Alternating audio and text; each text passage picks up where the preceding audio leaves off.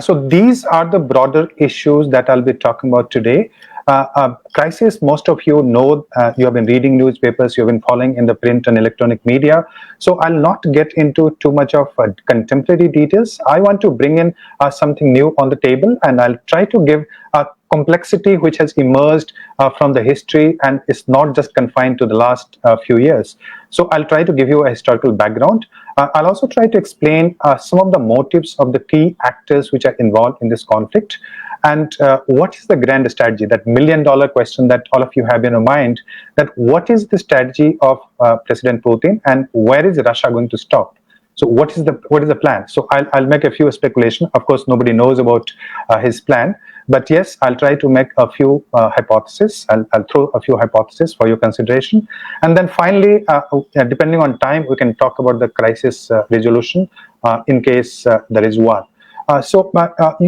If I have to explain the crisis as an academic, as a person who has been involved in this issue in this country or on this issue for the last 15 to 20 years, what I see, there are structural fault lines which exist between Russia and the West.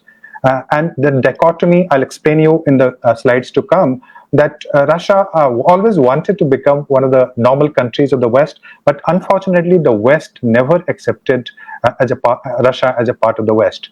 In 1990s, if you see the policies of Yeltsin, the previous president, he wanted Russia to become a normal Western country.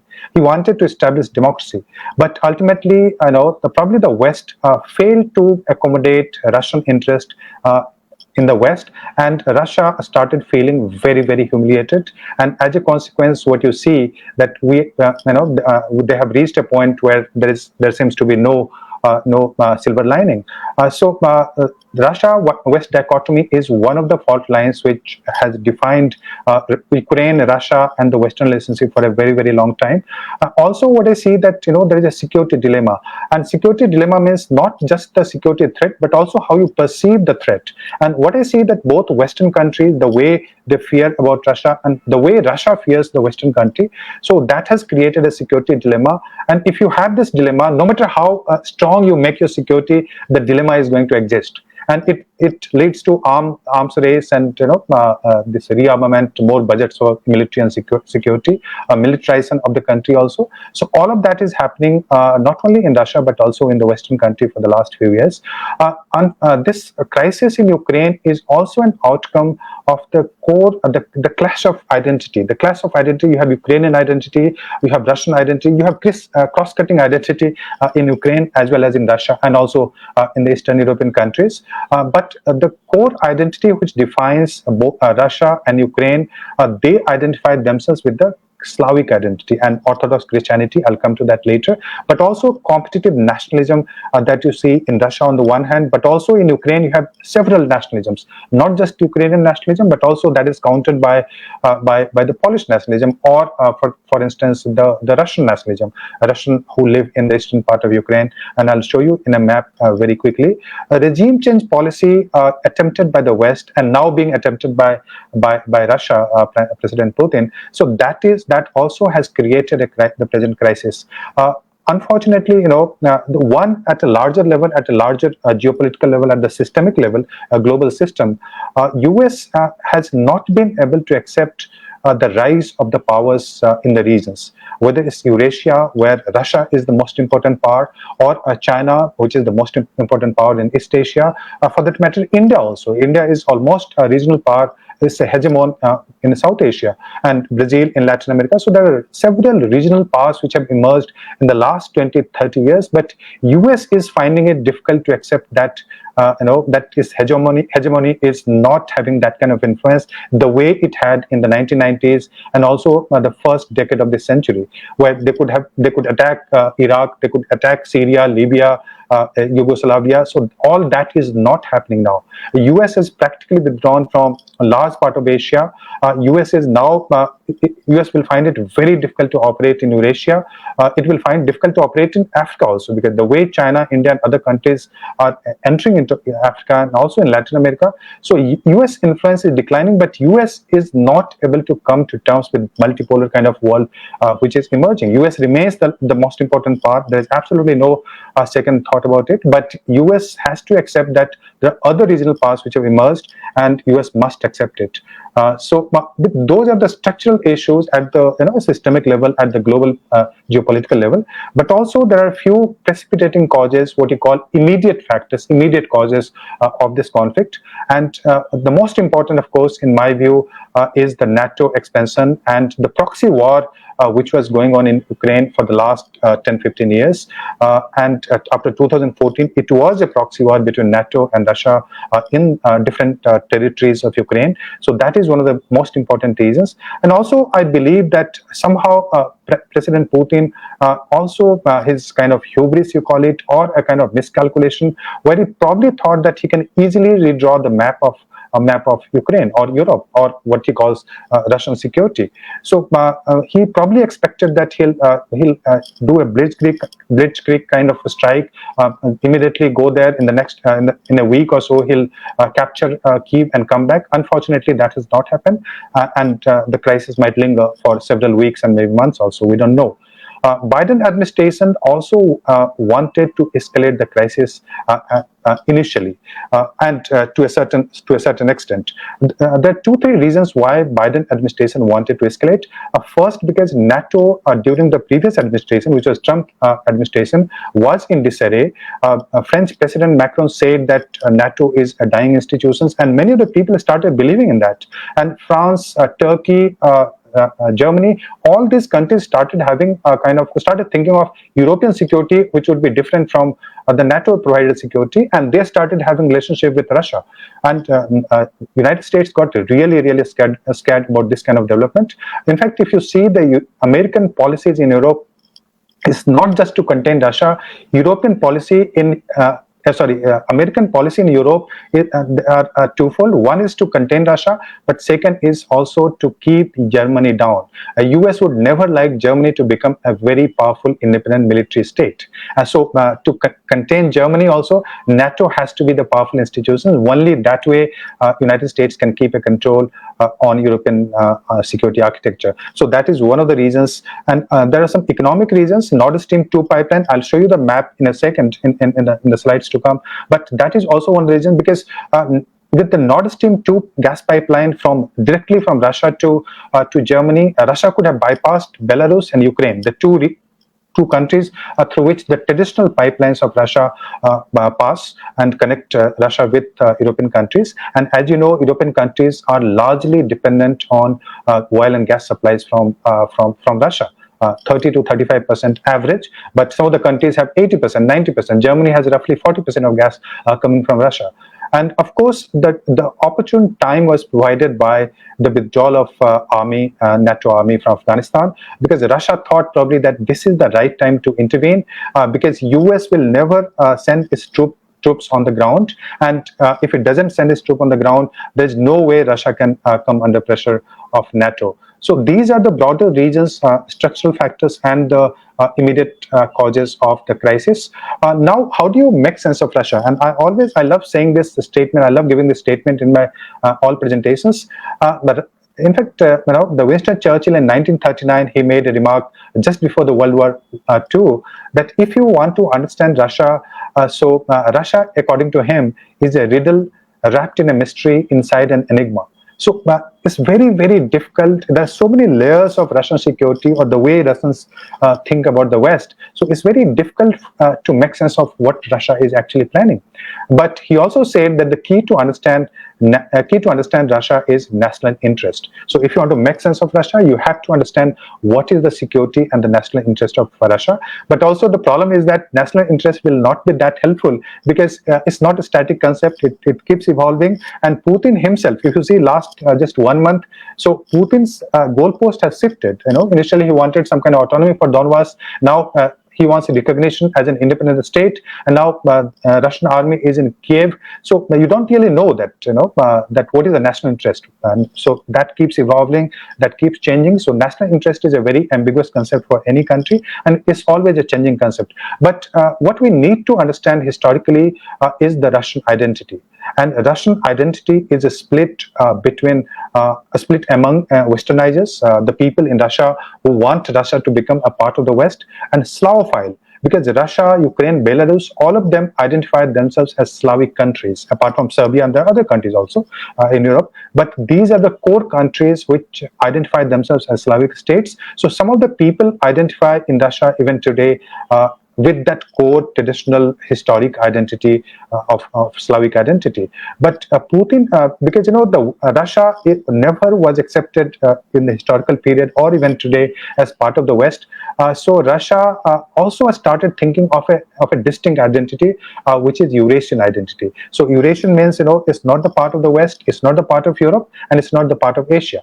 So it's an Eurasian identity, which gives a distinct identity, but it's used more like an instrument that which can be argued that Russia is a part of the East, depending on if it wants to have an alliance with China. So it will argue that Russia is a part of the East. If it wants to have an alliance with Germany, so it can argue that it's a part of the West. So Eurasian identity is a very fuzzy identity, but it is used as an instrument by President Putin and a number of other scholars in Russia.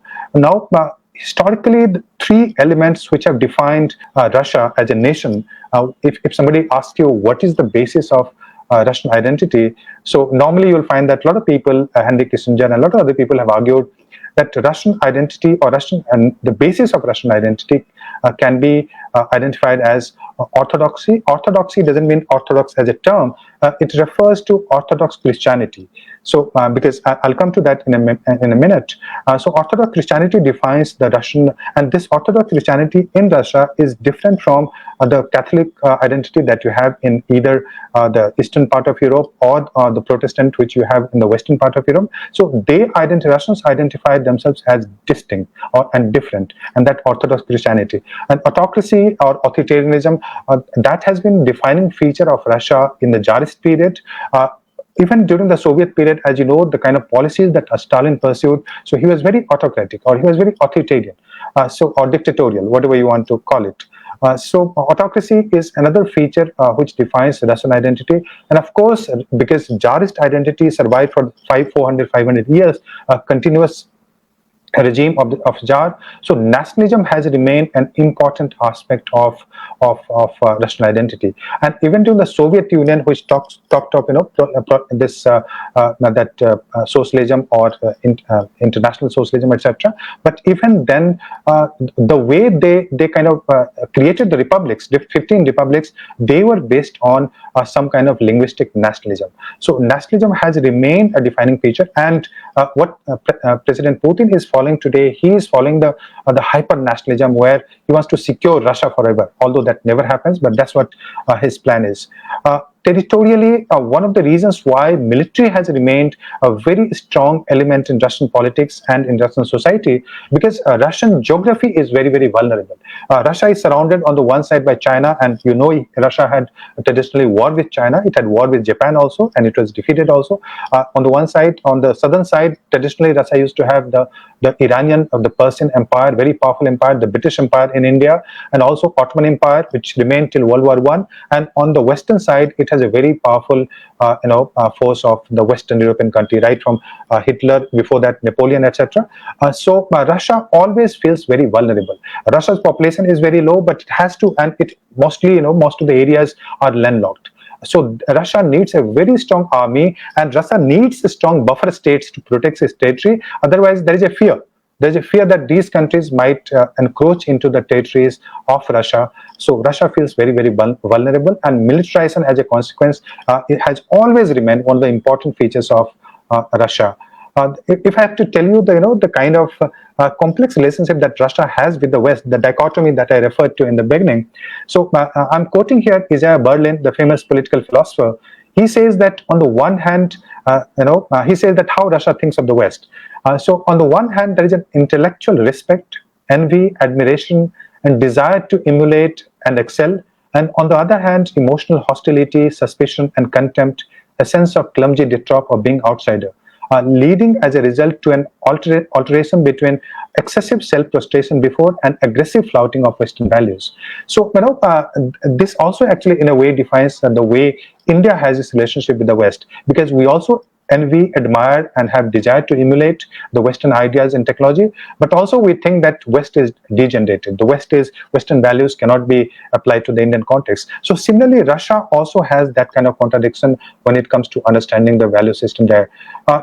In the last, very briefly, the three broad phases, the way Russian foreign policy has evolved. So the first phase, 1991 to 95, when Yeltsin was the president of Russia, and just after the disintegration of the Soviet Union. So Yeltsin followed a blind pro-Western policy. And he wanted, as I told you, that he in Russia became a member of IMF, World Bank, etc. And Russia wanted to emulate West. Russia wanted to become a normal Western country. So that was the policy which was followed by Yeltsin. But unfortunately, it led to massive economic crisis. And Russia was humiliated by the Western countries. Most of the economic policies and the entire policy of privatization was controlled by the Western economists from Howard, Jeffrey Sachs, etc. They were the ones who were controlling the policy of Russia in that time. So that period later on today, if you talk to experts or people there, so they consider that period to be a period of humiliation. And there was a massive unemployment. A ruble crashed. The value of ruble, which was earlier almost equivalent to dollar earlier, so that crashed immediately, and people had to undergo a lot of suffering during that period. And most of the people they resent that period, partly because that was a period of crisis, chaos, and a lot of privatization. And that was a period most of the oligarchs that you see, because most of the socialist controlling, state controlled industries, they were sold to the private people, and private people didn't have money. So just imagine how people who had no money, no private property, suddenly they started buying industries, started buying this state industries, and that period led to the emergence of a lot of oligarchs. Unfortunately, the West considers that period to be the best period of democracy. But if you talk to Russian, and also as an independent expert, I can tell you, so that was the worst period for Russia. And what Putin is doing today is, in a way, he's reacting to that kind of policy which was pursued in that period from 1991 to 95. Yeltsin was from the period 1991 till 99, and after that, Putin comes into picture. And Putin was the president who was chosen first as a prime minister. He was chosen by Yeltsin. So the next phase is Eurasianism and search for multipolarity. Russia started realizing that the West, the kind of expectation that it had from the West, investment, technology, that NATO will not expand, that NATO will not deploy its army near the border of Russia, none of that happened, and they started feeling humiliated. And Russia began to be treated as a third-rate power. And people in the United States started saying that Russia is nothing but a petro gas station. Petrol pump. So, it supplies gas to the country. Beyond that, Russia is not. So that kind of argument started coming from the Western countries, and they started ignoring the interest of Russia, despite a lot of protest from Russian politicians. So that was the period of Eurasianism and search for multipolarity. And that is the period when Russia, India, RIC, you might have heard of the RIC, and also that has started emerging during that period. Also, BRICS comes later in 2006 to 2009 period. So that was the period when Russia started searching for some kind of multipolarity, where the West was not considered the prime target of its foreign policy, but the other countries were taken to account. China became the most important pivot of that multipolarity and the Eurasianism. Crossing the Rubicon, the third phase began after the Munich Security Conference, where President Putin he kind of dropped all his guards, and he blamed the United States for a crisis in Europe, the security problems that Russia had with Europe. So 2007 afterwards, I used the phrase crossing the Rubicon, where Russia started intervening directly and indirectly into other countries. First, it started in Georgia. And after that, it intervened in Crimea, then Syria in 2015-16, and then what you see in Ukraine today. So that is the period of crossing the Rubicon and assertiveness of Russian foreign policy in international politics. Here, I would like you to see the map here. On the eastern side of the map, what you see, the red one and the pink one. So these are the areas where Russian population, Russian-speaking population, who identify themselves as Russian, so they are very, very powerful. They are very dominant in terms of number, in terms of per capita income also, and these are the areas which are industrialized also. Most of the industries of Ukraine are located in this area, and these industries, as you know, they were established by the Soviet Union. So, and as a consequence, because a lot of people started working in the industry, so a lot of people migrated from Russia to this part of Ukraine, and even today, this part has a majority of Russian population. On the blue side that you have, that where Kiev is located, Kiev, so that is where Ukrainian speaking population. But Ukrainian identity is also very, very complex, because you have people, most of the people, 70-80% people, they understand Russian language, because the origin of Ukrainian Russian language has been very from the same root, so they understand the language. And the Orthodox Christianity is another thing which is common in both the areas. And Russia as a state, that has emerged not from Moscow, not from St. Petersburg, and I'll tell you how it has emerged from Kiev. Kiev was the center of the origin of Russian identity. Here, just to give you a background that how Ukraine as a state was created by when different parts of Ukraine, were added by different rulers. As you can see in 1654, a small, very small territory, the orange color that you see in the middle. So that was just the territory of Ukraine in 1654.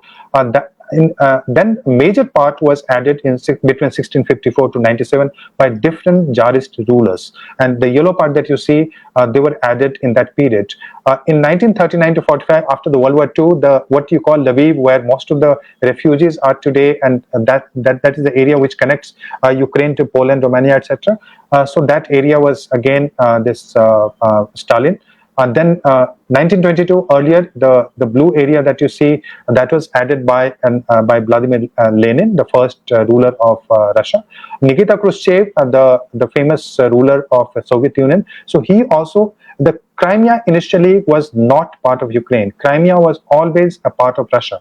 But in the Soviet Union, it was just an administrative change. So Nikita Khrushchev in 1954 took away that small territory from the Republic of Russia, and it added to Ukraine. So, and that is why Russian claim that that Crimea has always been part of Russia, and it was a historical mistake committed by the Soviet rulers. And if you see the image here, this is the guy called Varangan Rurik, and 1862 AD, and this Kievan Rus, it was established by this person, this Rurik, and he is the founder of what you call Russia today. So the Russian state didn't emerge in Moscow or St. Petersburg. Russian state actually emerged in Kiev. Kiev is the capital of Ukraine. So it ruled for 300-400 years, but because of the nature of politics there, it was always claimed by different powers, especially Lithuanian Empire, the Polish Empire, the Ottoman Empire, Austro-Hungarian, and also Russian.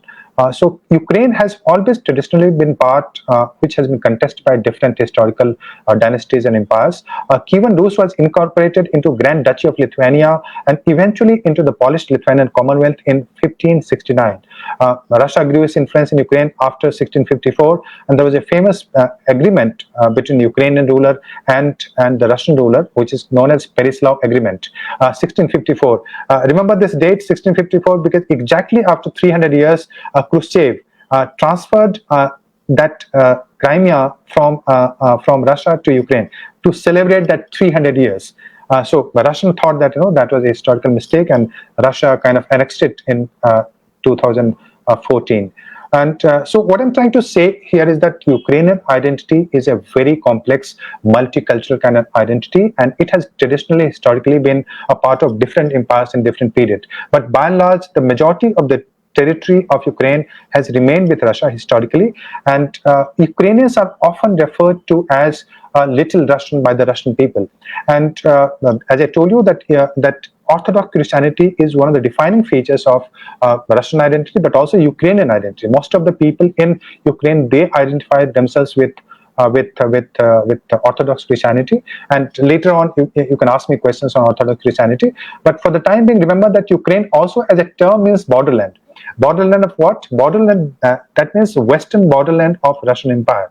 So Ukraine as a term is also the borderland of Russian Empire. So these are the reasons why Russia actually claims historically that Ukraine has always been a part of Russian Empire, and Ukraine, Russia is willing to accept the sovereignty of Ukraine, but Russia is not willing to accept that Ukraine become a part of NATO, or Ukraine is used by NATO to contain Russia. So that's all the conflict is all about from the Russian perspective. Yeah. So these are the historical parts. I'm not getting into this now. The genesis of the crisis, 2014. So that has started in 2013 when Yanukovych was the leader, and he signed an agreement with European Union for the Eastern Partnership Agreement. That's what it is called. So Eastern Economic Partnership Agreement was a kind of agreement which could have taken place between Ukraine and European Union. And European Union claimed that Ukraine is as a sovereign state. It can decide its fate, it can decide its sovereignty, and it should not come under any pressure. Russia offered a better deal. Russia offered $15 billion of loan. Russia also put pressure, of course, politically on Yanukovych to not sign that deal, and instead that Ukraine should become a part of Eurasian Economic Union. Eurasian Economic Union, you have Russia, Kazakhstan, other countries also. So Russia wanted Ukraine to become a part of Eurasian Union and not the European Union. So so Yanukovych decided finally not to sign agreement with European Union, and as a consequence, there was a protest. And that protest, what happened in Euromaidan, is called a Euromaidan protest in Ukraine. So that protest was widely supported by civil societies, which were being funded by European countries, which were also being funded by some of the by America and other states. So that became a very controversial kind of protest. And after that, Yanukovych had to flee. He had to flee from Ukraine to Russia, and that is considered the genesis of the crisis. And after that, Russia decided to annex Crimea. And the term used is not annex. Russia said it reincorporated Crimea, because Crimea, according to them, was always a part of Russian Empire. And as you can see in the figure here, Russia was ruled by a famous ruler called Catherine the Great, and she is the one who actually captured Crimea from the Ottoman Empire. Ottoman was the Turkish Empire, and Ottoman Empire was a very powerful empire which survived for several hundred years until the First World War. So Catherine the Great, she captured the Crimea region from Ottoman Empire. Russia lost the Crimea War in 1850 later. Subsequently, it became a part of the Soviet Russia in 1921 as an autonomous socialist republic. In 1954, I've told you the history. One of the claims which is made Russia is on the southern part of Ukraine, which it calls Novo Russia. And Novo Russia, why that Novo Russia? Because the reason that region of Ukraine was primarily captured by the Russian ruler. And the Russian population, you will find in that region, more in that region. So that region, Russia claims to be traditionally part of the Russian Empire and the Russian system. So from Moscow's perspective, this annexation of Crimea was presented as a correction of historical mistake, and that's how they kind of argue it. Vladimir Putin, the president of Russia, he wrote an article which is available on the net, and that gives a good perspective of how Russia thinks of Ukraine today. Everything is fine. He claims that Russia and Ukraine had a common origin. Russia and Ukraine, they follow the common Orthodox faith. Saint Vladimir was the person who actually brought Christianity. So it's the same person, revered by Ukrainian and also by Russian. So he was the prince of both Kiev and Novgorod. So because of those reasons, Russia finds it difficult that Ukraine, which has traditionally been part of Russia, now becoming the part of the West. So that becomes very, very difficult for Russian leaders to accept that. So he wrote in that article, and you may not agree with that, because he said that true sovereignty of Ukraine is possible only in partnership with Russia. And he also said that because Donbas region, etc., was not being given the autonomy which was promised by the Minsk II agreement, which was happening between Ukraine, Russia, Germany, and France. So because of that, Putin thinks that Donbas region, which is Russian dominated, so they should have been given the autonomy, but that was not given, and that has created a kind of crisis between Ukraine and Russia. One of the things that you need to know, because that's being discussed all the time, is the NATO expansion. If you see the Cold War period from 1951 to 1991, there were 3-4 countries which became part of NATO. But if you see the post-Cold War period, after the disintegration of the Soviet Union, NATO expanded. It was a big bang expansion of NATO, and NATO in 2000, as you can see in the figure, in 1999, Czechoslovakia and Hungary became the member. In 2004, Slovakia, then Bulgaria, Romania, then Slovenia, and the Baltic state, Estonia, Latvia, Lithuania. So all these states. Many of the states, like Baltic states, they were part of the Soviet Union. Then they were republics. Then they became independent nations. So they were included in NATO. So Russia started thinking that the kind of promise which was made by the West, so that has never been followed or pursued by the West. But West never agreed to that agreement which was made in 1994. There were different agreements, Budapest, Bucharest, etc. So West, according to from Moscow's perspective, West did not follow the commitment that it made to Russia. So it has started expanding, and now it wants to include Ukraine and Georgia, the two republics which are left. Georgia, Ukraine, and Moldova. They are the three ones which are left on that side, and NATO wants to include all these three states. And as a consequence, Russia is feeling very, very threatened because of NATO expansion. The pipeline that you need to know, this is very important aspect of this conflict. On the top of it that you see. This one, which the top line, which is maroon and red kind of line, which connects St. Petersburg with Germany. So what Russia and Germany did, that because Ukraine was in a crisis for the last 10 years, so Russia and Germany decided that instead of having a pipeline through Ukraine or through Belarus, which were the traditional pipelines, Russia decided that it will have a direct pipeline from St. Petersburg going through the Baltic Sea, as you can see, to Germany. And it could have connected not just to Germany, but also to other countries. So Germany, so that became a real threat. United States started thinking, and many other European countries also started thinking, that if that happens, Germany will become completely dependent on supply of gas from Russia. And even though even today Russia supplies nearly 30 to 35% of the gas to Germany, but dependence would have increased had this pipeline succeeded. And this pipeline was about to be completed.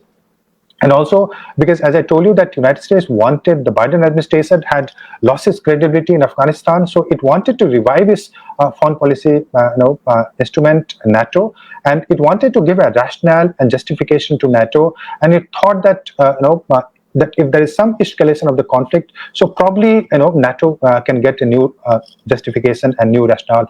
So those were the plans which actually US pursued in the last few months. So US did not want Germany to develop this pipeline also, Nord Stream 2 pipeline, and also because many of the scholars feel that now the Shell Energy and US wants to supply gas directly to European countries. So if Russia does not supply, the benefit, the two countries which will get the maximum benefit, one is of course United States, and also the second comes China. So United States also thought in terms of economic benefit by escalating a little bit of crisis. Of course, I don't think United States wants to go for a world war want to create a world war kind of situation, but some kind of escalation is beneficial for United States because of NATO and because of the pipeline. Now this pipeline has been cancelled, let me tell you. So what were Russia's demand from the West? There were three primary demands. One was that NATO will not expand, Ukraine will not be included. That was number one. The second one, Russia demanded that the missiles which have been installed in Poland, Romania, etc., by NATO, so those missiles will be withdrawn. Because that threatens the security of Russia. So that was second demand. The third was that NATO will remove its troops from Poland, Estonia, Latvia, Lithuania, etc., the bordering states. So those were three demands put forward by Russia before NATO, just before the crisis started.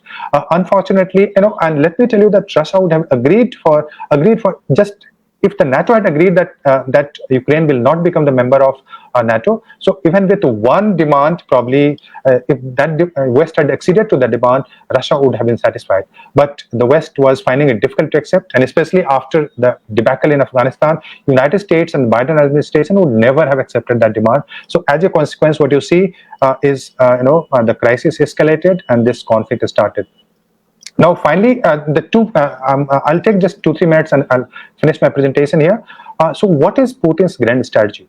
If you follow the Western media, or if you follow CNN, or if you follow Western, the BBC and other media, there are three primary hypotheses, मतलब तीन plan है Russia के उनके हिसाब से, मतलब जो हम सोच पा रहे हैं तो तीन हाइपोथेसिस है। एक तो यह है कि कुछ लोगों का मानना है कि रूस जो है वो एक तरह से यूएसएसआर जो सोवियत यूनियन था उसको रिक्रिएट करने की कोशिश कर रहा है। दूसरा, कुछ लोग यह भी बोलते हैं कि रूस यूएसएसआर को क्रिएट करने की कोशिश नहीं कर रहा है, रूस जारिस्ट रशिया जो कि 1917 से पहले का रशिया था उसको क्रिएट करने, यानी जारिस्ट रशिया को, he is a tsar and he is trying to create a kind of that kind of Russia, tsarist Russia. तो ये एक हाइपोथेसिस है जो कि काफी पॉपुलर है वेस्टर्न कंट्रीज, वेस्टर्न लिटरेचर अगर आप देखेंगे तो आपको लगेगा कि ऐसा ही हो रहा है।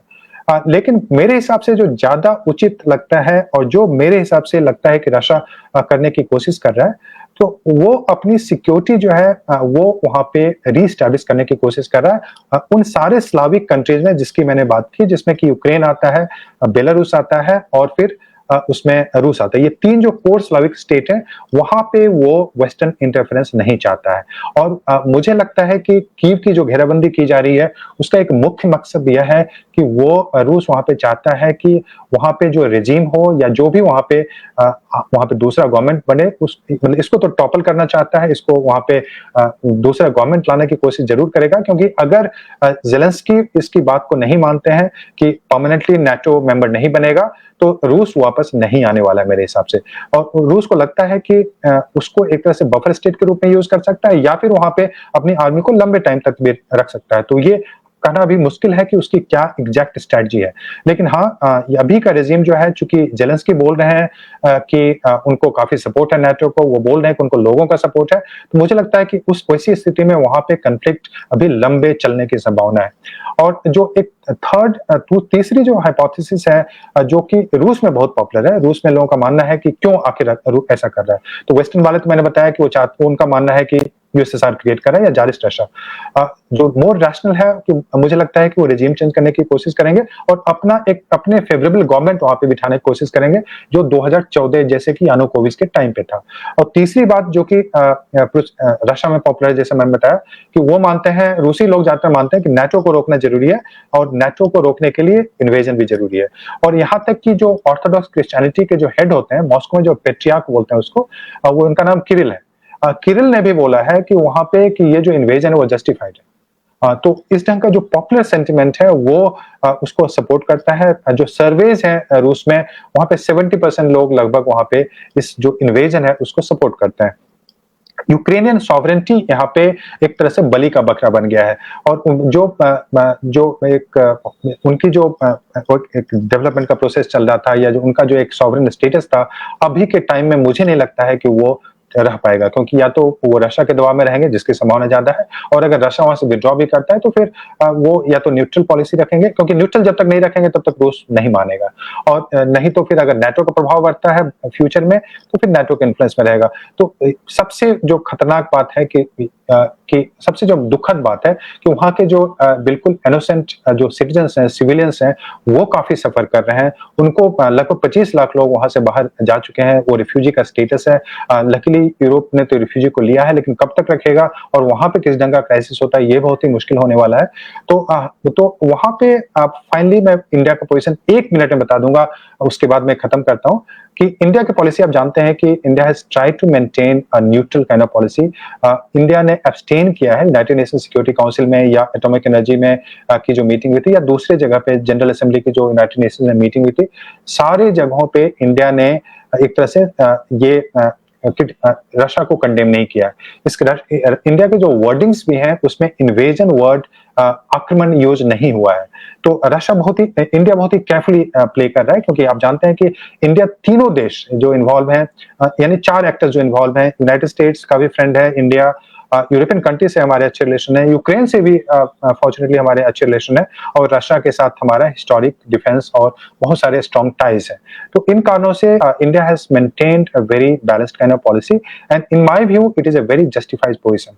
India has done reasonably well in terms of having a balanced policy in maintaining ties also with Ukraine, apart from United States and Russia.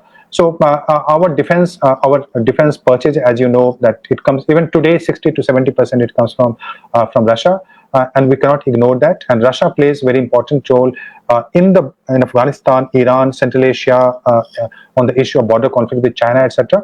So we have to be very, very careful because our core interests are also continental.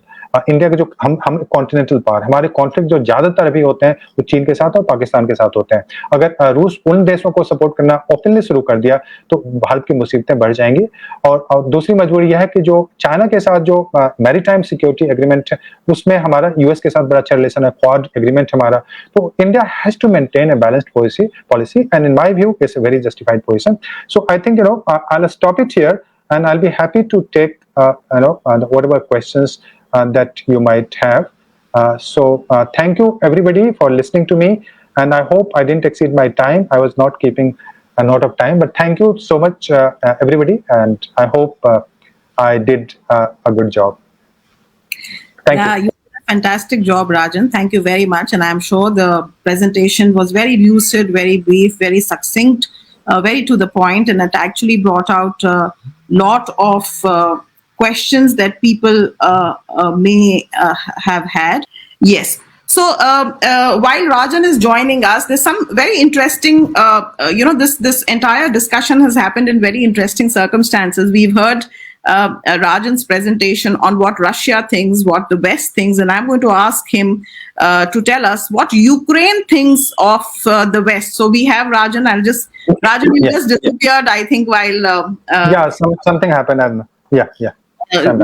Absolutely okay. So Rajan, we are very grateful for your presentation, and in your presentation you've actually taken us down through ages of humiliation, right from the feudal empire that we had after 1907, the communist regimes that came into place, how Russia became the Russian Empire, became USSR, and then the Soviet Union disintegrated and became what it is today, and further disintegration. I think that's how the wheel of history moves. But your presentation has focused on the Russian view of the whole situation of Ukraine and probably the Western view. I would like to begin by asking you, can you also throw some light on how the Ukrainians feel about Russia and how the Ukrainians feel about their strategic location in Europe, in West? How do they see themselves, the current regime, basically? How do the people see it? And what do the Ukrainians want apart from just joining? What is their identity crisis? Speak a little bit about that, please.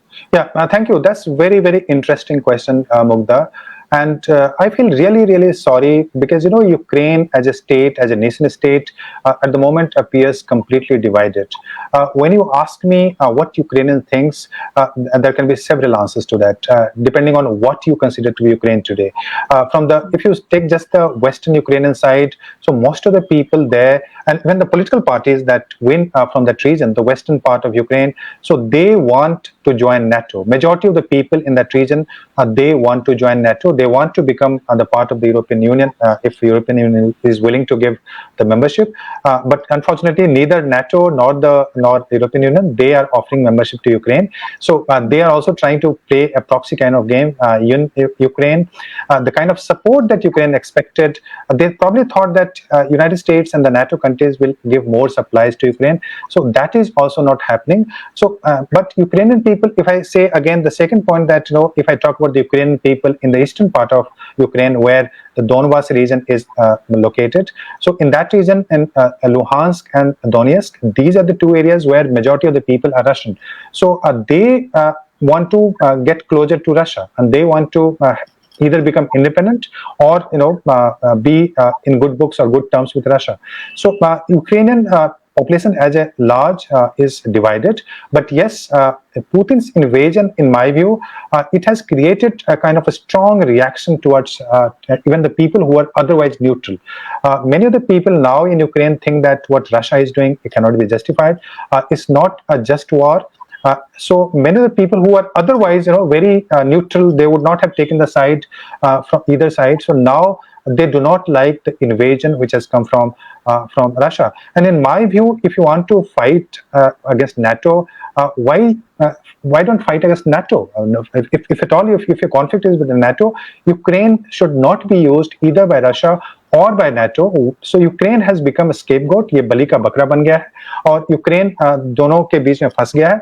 और मुझे लगता है कि अगर honest census होता एक सर्वे होता, तो मुझे लगता है कि अभी के समय में जो लोग हैं वहाँ पे मेजॉरिटी चाहते हैं कि उनको क्योंकि इन्वेजन से वो दुखी हो चुके हैं, तो उनको लगता है कि हमें नाटो का मेंबर बनना चाहिए। हालाँकि ये अलग बात है कि नाटो उनको मेंबर नहीं बनाने जा रहा है और ना ही यूरोपियन यूनियन उनको मेंबर बनाने जा रहा है। So it's very very divided, Mughda, on the issue of where do people stay. But yes, now the state and sovereignty of Ukraine is under crisis. What you see is a balkanization. What you see is more like situation what we saw in Afghanistan, where this proxy war kind of situation might continue, even if the regime is toppled, the new regime comes supported by Russia. So it's very likely that NATO will keep supplying arms and weapons and support to the people who would be fighting against that kind of regime. So Ukraine, you are going to witness a very long civil war kind of situation in Ukraine, irrespective of which regime is in power, Zelensky or post-Zelensky. So that's what I see in the next few years. Yeah. So what you also spoke in your presentation, Rajan, was about identity crises, on both sides. And I think it's imagined fear on both sides that has led to this. Because I think the way the West, what is very evident for the lay person probably is not so evident to the people who are at the helm of power. Some time back, when we were in school and college, Francis Fukuyama, Samuel Huntington wrote about the clash of civilizations. Francis Fukuyama has recently written a book on identity, and he talks of the Nietzsche's Last Man and the problem of thymos, which basically says that the soul wants deep recognition. The soul has the craving for deep recognition. Amy Chuha writes about the fact that US, and she mentioned 7 other states where countries where US as a democracy was not able to see in the wars that it entered into Vietnam and Korea and so many other theaters, that its identity, and it's mostly the racial and the ethnic identity, which is at the root, which is the basic instinct of man who has this tribal instinct of, gathering. Also, the fact that, identity in a way is a double-edged sword, which has the power to unite and also has the power to exclude. So I think that is also happening in the theater. But my question to you with that background is that we are talking of 3 ends in this whole thing. NATO, of course, you've spoken about in detail. What about the nuclearization? Do you think Russia would have had the same kind of power if Ukraine had not given up on its nuclear status? That is one question. The other thing that we hear in the news is denazification, with Zelensky being a Jew. Talk about the other 2 ends, which you've probably not touched. The fate, what is it about the nuclear thing? What is the agenda that is driving people? And what is this whole concept of denazification? Because any which ways, Germany is not supporting the entry of Ukraine into NATO, neither is France, nor is Turkey. Please talk about these other 2 ends. Thank you. 3 points, Mughda. The first assumption that you made from Samuel Huntington, Clash of Civilization. In fact, what is happening in Ukraine that punctures the theory of Clash of Civilization, because it punctures the theory, because the theory said that the future conflicts would be based on cultural fault lines, and he identified cultural fault lines as Islamic versus Christianity and Christianity versus Confucianism. So what is happening is internal conflict within Christianity. All right, so it doesn't support that theory at all. But anyway, the important question that you asked was denazification. What does Russia mean by it? Russia, if I have to take the official view of Russia, so what they mean, what they think that the Zelensky's regime is a regime like Nazis, and that because he is getting a lot of support from the Western countries, is hyper nationalism, and he is also oppressive to some extent towards the Russian linguistic minority. So because of all these reasons, Russia says that Russia has to denazify Ukraine. And by demilitarization, he means that it has to kind of cripple the military installations in different parts of Ukraine. But let me tell you that I think that is more like a pretext of war rather than the reality. If Nazis were ruling in Ukraine, I do not think that Germany would be supporting that regime. And also, do not forget that the ruler Zelensky is a Jewish. His grandfathers, yes, his grandfathers fought in Soviet army, Red Army, against Hitler. So I do not buy that official argument of Moscow, where they argue that it's a kind of war against Nazi and all. So that is not the case. Yes, it was discriminatory towards Russian population. That's a fact, but it's not a Nazi regime at all.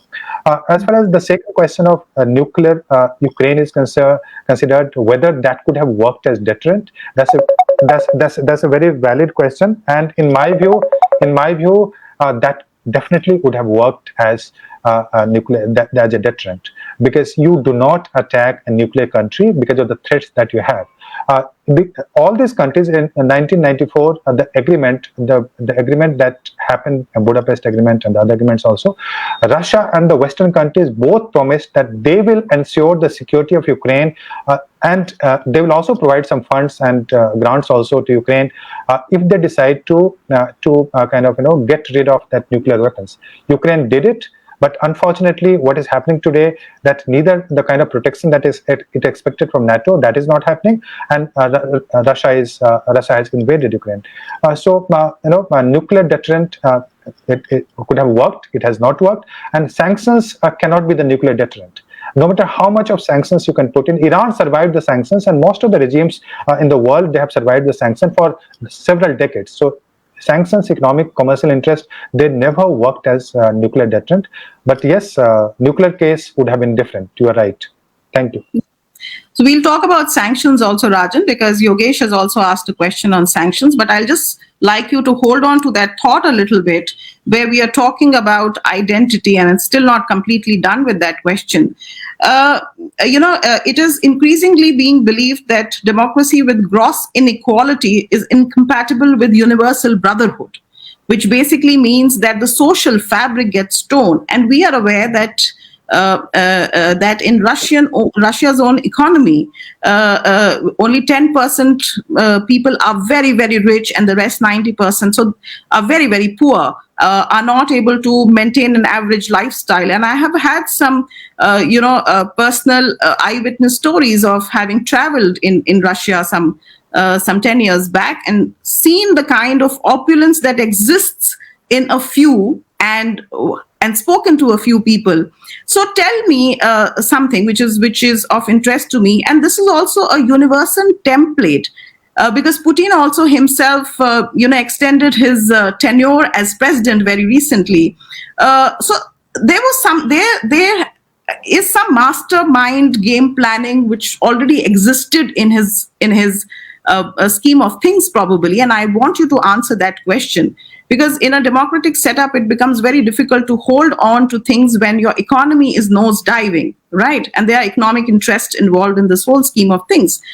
The universal template, and my question to you is this, that increasingly we are seeing that, be it China, be it countries elsewhere, we had a Trump regime in USA just before Joe Biden's term.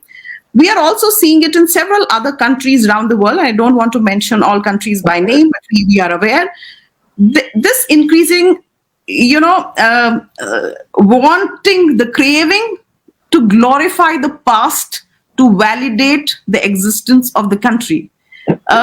Because you are not very comfortable. This is the land of social media. Russia has been doing this, be it data manipulation, the Steve Bannon case we have seen. So right now, interference in each other's countries is not just military interference. It's also having puppet regimes installed.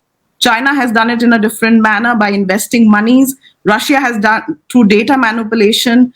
We have seen Chris Wiley and everybody. So talk a little bit about this urge to go back to the past, glorification of the ancient past as a veil to cover what is happening, the crisis that is happening in the country itself, unemployment, economic poverty, your own people not very happy with the regime, so you extend your tenure, become president for life, and then you start tinkering with things around. So maybe Joe Biden is doing the same because he wants to divert attention from what is happening in US. Putin is doing the same because he wants to avert attention from what is happening in his own country. Speak a little about that. Thank you. This debate is very, very important, and you raised a very good question of glorification, glorifying the past. Or the argument goes that Russia is trying to re-establish the glory of the past. Now, in my view, the way I understand Russian history and culture, remember that there is no unanimity, there is no consensus on which past to glorify in Russia, even today. Putin has said that that was a catastrophe. Disintegration of the Soviet Union was a catastrophe, but at the same time, Putin has also been critical of many of the policies of the Soviet Union. So when you say a glory of the past, are you talking about Gorbachev? Are you talking about Stalin? Are you talking about the ideologically committed Lenin? Are you talking about the Tsar? And Jars are also of different varieties. Some were just puppets, and some were very weak, and some were like Peter the Great. So the comparison which is being made by a lot of people, especially coming from the Western media, and so they say that he is trying to create the Tsarism or the Tsarist empire. All right, but my point is, the Tsarist empire also disintegrated. So why do you want to create that kind of system? Putin knows about it. He also, some of the people also argue that he wants to become the Peter the Great, because Peter the Great, who established St. Petersburg, and you have been to St. Petersburg, I know. So he wants to create that kind of system. So I think my view is that Putin is aware of the fact that he cannot create the Tsarist empire. He cannot create even the Soviet Union. Why? Because the world has completely changed, and some of the people, treat President Putin as a crazy person who is going to take all the territories of the post-Soviet state. But in my view, that is not the case. In my view, what he's trying to do, because I told you that there is a security dilemma. And security is an issue of perception. It's not about the real threat and the real security. Real threat and security is a very imaginary kind of concept. It doesn't exist. But if you have the security dilemma, when you fear that NATO is going to contain you, NATO is going to invade you, it might take away the territories which are very productive, the oil field and gas field, etc. So then you try to ensure a boundary which can ensure the security of Russia as a state. So in my view, Russia is concerned primarily about halting the expansion of NATO. Russia is second motive of Russia is to play a bigger role in European security architecture, where it can have a good relation with Germany, France, Italy also, and it would like many of the countries to remain neutral. For instance, not every European Union country is a member of NATO. Austria is a neutral state. Austria is not a member of NATO. Finland is not a member of NATO. Sweden is not a member of NATO. So these are the states. So Russia would prefer a kind of a role in the broader European security architecture. That's a fact. Russia also wanted to revive its economy, but now for the next 10, 15 years, I think it would be very, very difficult. And by the time it establishes a relationship with China, so that will take time. But remember that the reason why Putin cannot revive either Tsarism or Soviet Union, because other powers have become important. The world has become multipolar. World is not bipolar, remember. And world is not the monarchies of the Tsarist period. So China has become important. Do you think China will allow Russia to have influence in Southeast Asia or on Korea? It's very, very difficult. India will not allow in South Asia. Brazil will not allow in Latin America, and then Africa is again divided. So what I think, in Africa, out of 34 countries or something, 40 odd countries, 17 countries voted or abstained in favor of Russia. So the world is very divided, and I do not think Putin is so foolish that he can think of reviving either the Soviet Union or the Tsarist Empire. Coming to your question of inequality and democracy, remember that the narrative is important. Russian media is very, very controlled by the state, especially the electronic media. So the narrative that people are getting is very, very different from the narrative that we get in India from the West and other places. So it's a totally different. A narrative is controlled by the state. In all the authoritarian state, the narrative is always controlled by the state, and that's exactly the case in Russia also. And per capita income and inequality, I think that is not linked to democracy. That there is a theory that you have to have minimum per capita income to have democracy. I don't think India was a very it was a developing country in the 40s, 50s, 60s, but still we remain democracy. Inequality is there. You are absolutely right. And oligarch, as I told you, that they became very powerful, and only those oligarchs survived, which got the patronage of Putin. So many of them, like Khodorkovsky and all, who was the head of Yukos oil, famous oil, so he has been jailed also. And people were very unhappy because of these oligarchs. And unfortunately, these oligarchs get support from the Western states, and they think that these are the people who can lead some kind of socialist, some kind of civil society change in Russia. So I think I'll stop it here. Yeah, you can ask me the next one. So my question about inequality was that if inequality exists in democracy, it becomes very difficult to hold the social fiber together, and you are bound to have dissensions. It was not whether with inequality you can't have democracy. So just a correction on my observation. But talking of the primordial need, I somehow feel, and of course I would want to be stand corrected by the expert, but I feel that sometimes the unpredictability born out of fear, a very psychological thing I'm talking of right now, and we know Russia has played psychological warfare earlier also. So what looks as unpredictability to me could also look as a strategic, dimension to the world, is what I'm trying to say. But my question is that, when we look at Europe, from Europe's perspective, we have seen that this whole, experiment that Europe tried with the European Union, 2015 onwards, the fabric has been kind of, disintegrating in many ways. The way that it was assumed has not worked. We had a Brexit very recently, and we've now seen that the Eastern Europe is actually, disintegrating, has come together, gone back, and this is also a template of history. So it is nothing new that is happening in contemporary times. Europe has seen that many times over, beginning from the Vikings and down to the Roman Catholic Habsburg Empire, the Moors on the western side. So all this has been happening of late. But my question is that, culturally, the Russia that I have known as a child was through the propaganda that happened, through the books that we read in the market.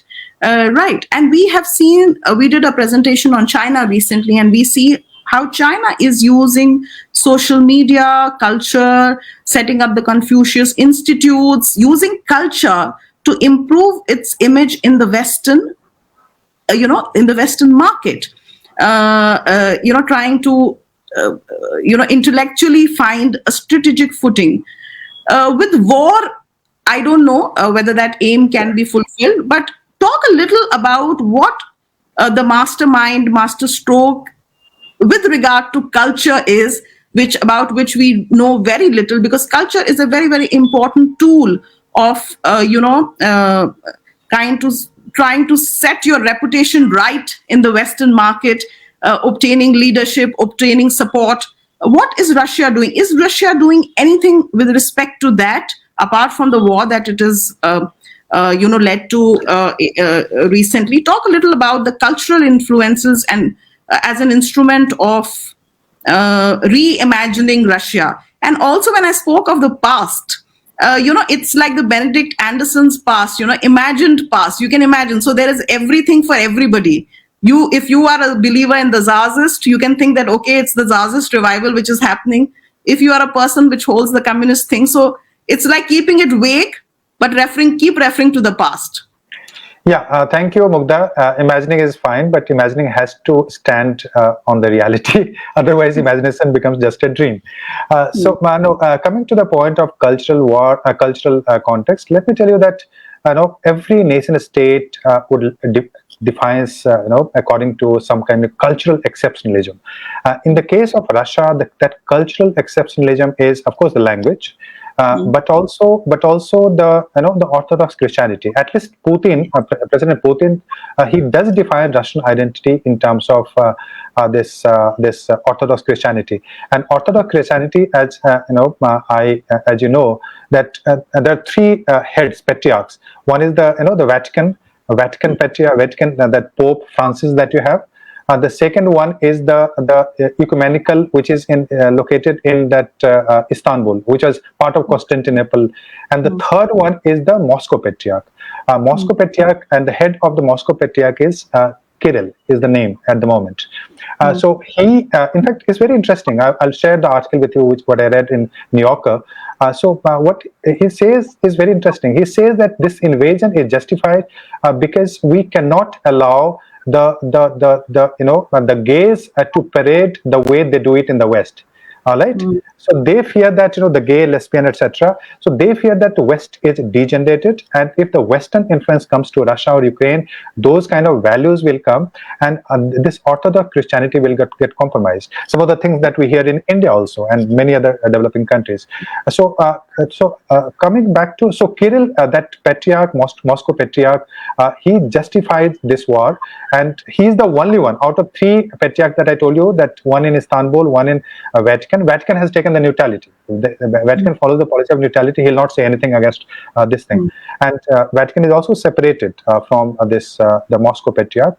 But Moscow Patriarch says that it's a just war, and we need to check the Western influence. So he's not defining as a economic influence or the diplomatic influence over Ukraine. He is defining this war as a cultural war, and because in the after the disintegration of the Soviet Union, that Orthodox Christianity as a religion, because there was no church worship and all, it was very hidden act during the Soviet period. Many of the churches were destroyed also, but it emerged with vengeance in the post-Soviet state. All the states, not just in Russia, but post-Soviet states. So they take Orthodox Christianity very, very seriously. And one of the reasons many people believe that why Putin is very concerned about Belarus and Ukraine, because Russia, Belarus, and Ukraine, they have the common origin. They follow the same culture. The language is also identifiable from the same root. The origin is Kievan Rus. So these are the ways through which Russia defines its cultural exceptionalism. But identity of Russia is also defined in terms of, as I told you, Westernizers, Slavophile, and Eurasianism. So Westernizers, the people, they think that Russia should become the part of the West. But Dostoevsky once said that if you cannot become the master in the West, so it's better to become the master in the East. So those kind of feelings are there. That if West does not accept you, so let's go to East. So we will be the master of the East because we are industrialized and better than they. So that feeling is there among the Russians. But there are people who also identify themselves as Slavophile because of the Slavic identity. And in Slavophile, apart from these three countries, Belarus, Ukraine, and Russia, Serbia, which was Yugoslavia, etc. So that is also a kind of Slavic root. So many of the states in Eastern Europe, they identify as Slavic, but Eastern Slav is actually these three states. So that gives another cultural aspect of this Russian identity. So these are the things which are exceptional in the case of Russia. And if you want to ask me, please do. No. So I thank you so much, Rajan. We really enjoyed your presentation. I'll now be switching over to the audience question, and we have a bouquet of questions directed at you. And there's this gentleman who has joined us from Istanbul, really grateful. And he wants to know, Irhan is his name, if I'm pronouncing it right. Can we say that Russian interest is personified in the person of Putin? Who else define or endorse Russian interests? Erhan Dogan, thank you so much for asking this question. He's a friend of mine in Istanbul, and Turkey is a major player. Turkey is a major player in this. Last meeting of foreign minister actually took place in Turkey, and Turkey also has close links with Ukraine because of trade and other things. And a lot of people from Russia and Ukraine, they go to Turkey for this tourist in the Black Sea area. So anyway, the question was. That does Putin identify the national interest of Russia? Ideally, the Russian interest is personified in the person of Putin. Yeah. So I get it. Yeah. So in my view, when you have a system which is very strictly authoritarian, you do not really, the leader does not really represent the interest of the national interest. What you call, it does not personify the national interest, but what the message goes from the state to the people, the other way around, top to bottom, the message goes that what he is doing is for the national interest. In my view, even today, if you take a survey in Russia, most of the people in Russia are against the war. They do not want this war to happen because they are the ones who are going to suffer. But the entire discourse narrative is being projected in a way that Russia will not survive. The threat, Russia as a state will be under threat if Russia allowed Ukraine to become the member of NATO. So national interest definitely cannot be personified by one leader, but the way national interest is projected in the narrative, the dominant narrative of the state. So Putin is very effectively doing that, and people are convinced that not NATO has to be halted for the interest of Russia. So that was my answer. Yeah, thank you so much. I'm going to ask you three questions because they all have economics at the core of what they are asking. And I will begin by asking a question from my team member, Joshi Yogesh. He says that Ukraine is definitely suffering, but somewhere this war is also impacting Russia economically. Many major brands like Apple, Microsoft, Samsung stopped operations in Russia. Even the worldwide payment platforms are banned for Russia now. Many countries have imposed sanctions on Russia. Private assets of government people outside Russia are sealed. So that's one question, but hold on to it. And I have another gentleman called Shoaib Raza. He wants to know how long can Europe afford this aggressive nature of Russia and its backyard, and also whether it would retaliate or not owing to the energy and gas that it receives from Russia. And the last question in this series is from Shaheen Ansari, a fellow Genuite, and he says how this war is going to impact India and its economy. So three questions, and maybe you can talk a little bit about sanctions in this context. Yeah, so the first question is about economic sanction, whether it will impact Russia or not. In my view, it will have a massive impact on Russia.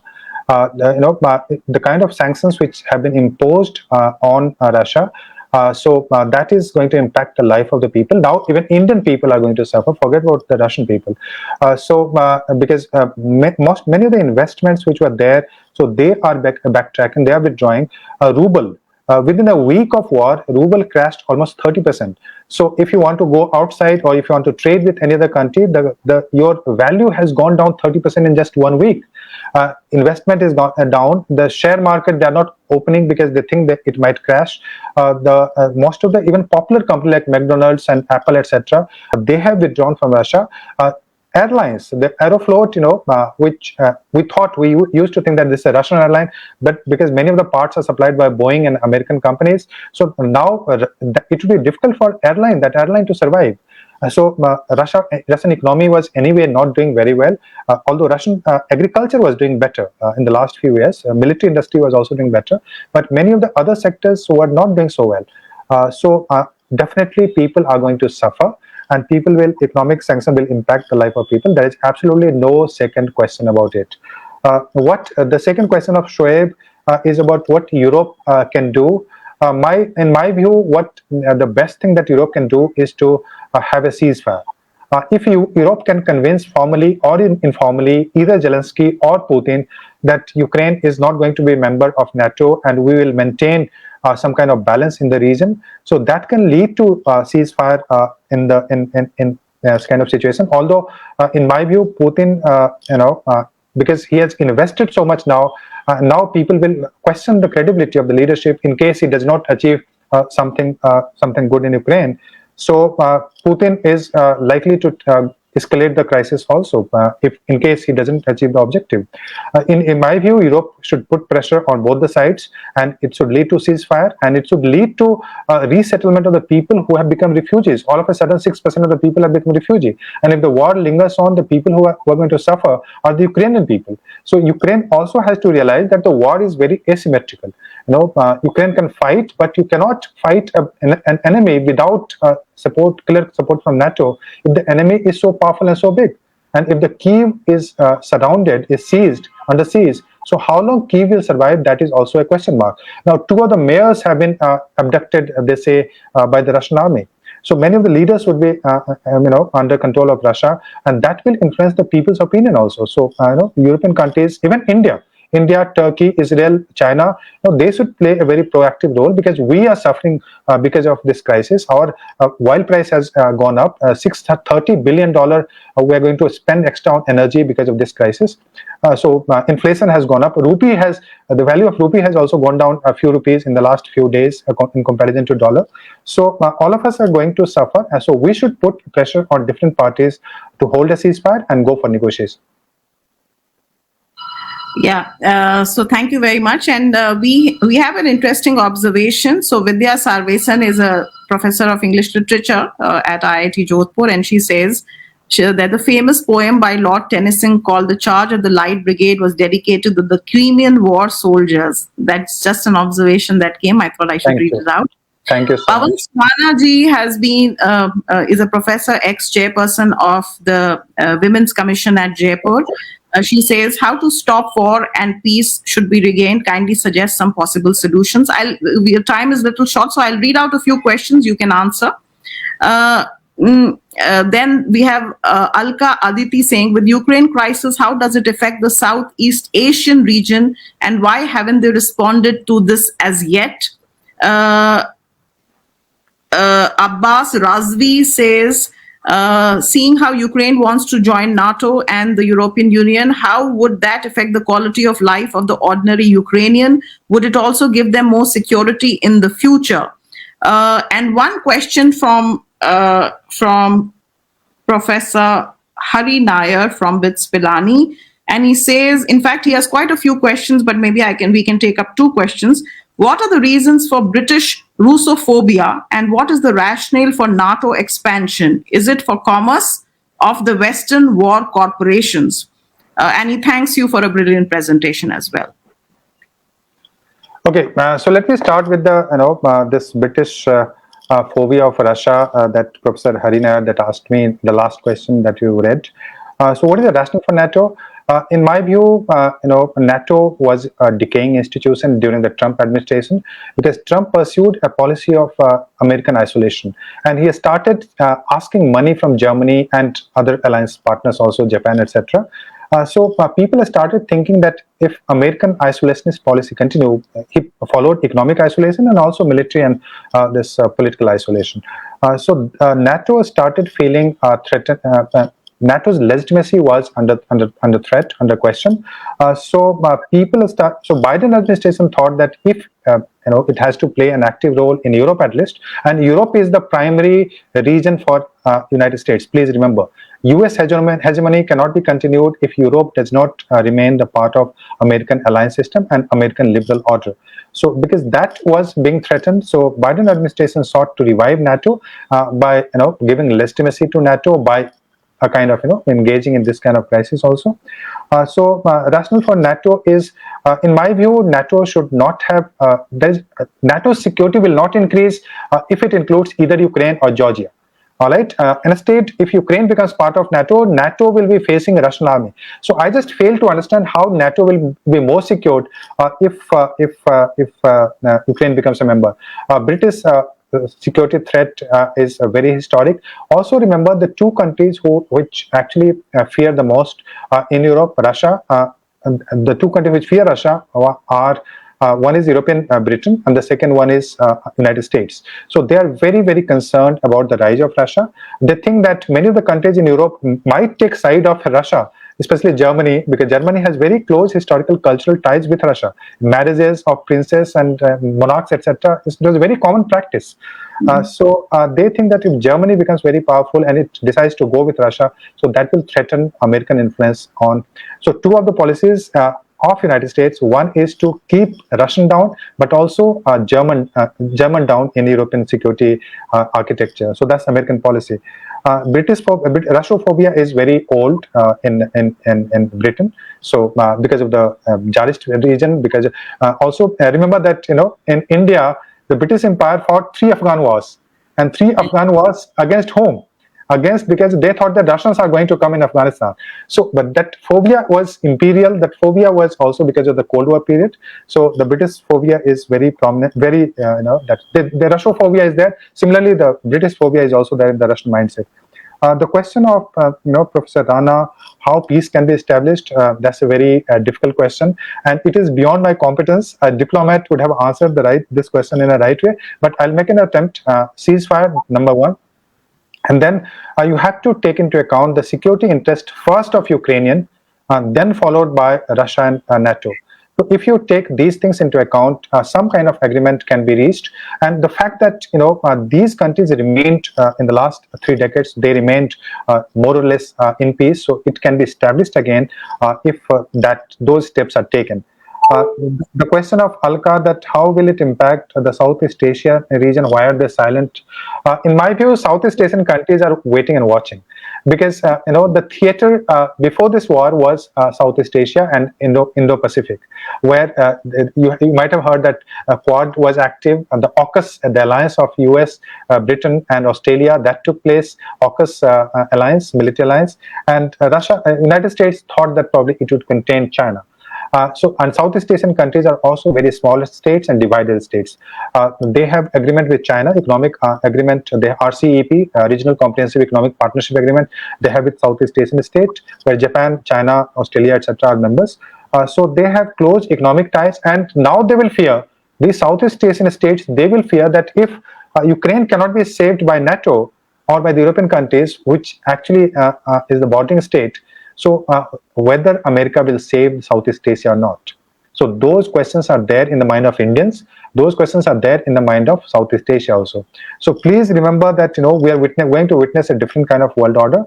And I personally believe that China is going to be far more assertive in the Southeast Asia. Southeast Asian countries are silent because, like India, they are also divided between China, Japan, United States. So they are divided.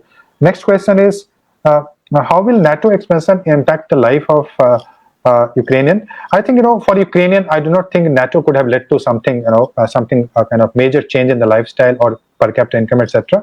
NATO could have provided a sense of security, which they enjoyed with different regimes in different historical periods. But beyond that, I do not see that NATO could have led to major change in the economic. And NATO would not have, NATO is not an economic union; it's a military organization. So I think, in my view, Ukraine could have remained neutral, and that was better for Ukraine. Rather than Ukraine could have taken the benefit from both the sides, like Moldova, for instance, like Austria, and the number of states, Sweden, Finland, which are neutral, which are not part of NATO, and they are still secured. Russia is not attacking Sweden. Russia is not attacking Finland also. So Ukraine, I don't think was going to gain much from NATO. Actually, it has lost. Now, the statehood of Ukraine is totally questionable. Thank you. So these were the questions, I think, from Mughda. Yeah, thank you, Professor Rajan, very, very much. It was a really very insightful,